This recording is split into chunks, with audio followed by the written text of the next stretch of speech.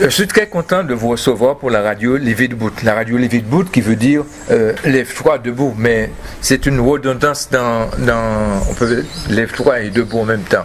Mais c'est pas une redondance en quelque sorte, puisque le vrai sens du mot, dans le sens sémantique, ça veut dire avance, vas-y. Donc, nous sommes très contents de vous recevoir. La première question serait de savoir qui est cet homme qui symbolise tant d'unité, ou qui semble symboliser une unité entre la diaspora africaine et le peuple africain, en quelque sorte. Pourquoi qu'il semble? Parce que je ne sais pas. Je ne sais pas. Écoutez, moi je n'aime pas trop parler de moi. Je suis un activiste politique, panafricaniste, depuis maintenant 19 ans. Oui. J'ai décidé de dédier ma vie pour l'unité de notre peuple, que ce soit sur le continent africain ou dans sa diaspora, par rapport à nos aïeux et leurs enfants, leurs descendants qui ont été arrachés à leur terre maternelle pour être emmenés, déportés dans les Caraïbes.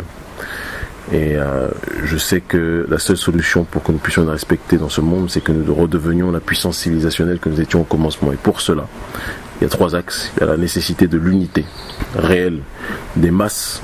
J'ai toujours une distance critique par rapport aux organisations politiques qui souvent ont leur agenda, leur orientation. C'est surtout l'unité des masses qui compte pour nous. Et de 2, l'autre élément à mon sens très important, c'est la connaissance de soi, la connaissance réelle de notre population, la connaissance de notre histoire, la connaissance et la compréhension de la géopolitique pour savoir de quelle manière le monde tourne. Et le 3e axe, c'est la connaissance de notre ennemi, parce que on ne peut pas être opprimé et dire qu'on n'a pas un adversaire en face qui fait tout pour essayer de nous noyer. Notre ennemi existe, c'est l'oligarchie capitaliste, elle n'a pas de couleur de peau en tant que telle. Il y a des blancs qui sont dans ce système oligarque capitaliste, il y a des noirs qui sont dans ce système-là aussi, et c'est un système contre lequel nous devons lutter plus que jamais. D'autres appellent ça la suprématie blanche, notamment, comme par exemple Francis Cress-Welsing. C'est dans cette dynamique que nous nous situons. Nous partons du principe que nous avons été asservis par une population qui est issue de nous, et dans une sorte de meurtre freudien, ils ont tout fait pour essayer de nous esclavagiser, nous asphyxier. Mais il est temps que les pères et les mères de cette humanité puissent reprendre leurs responsabilités. Et dire cela, ce n'est pas de la suprématie, c'est simplement être dans une dynamique de nous réveiller et de nous rappeler ce pourquoi nous sommes nés.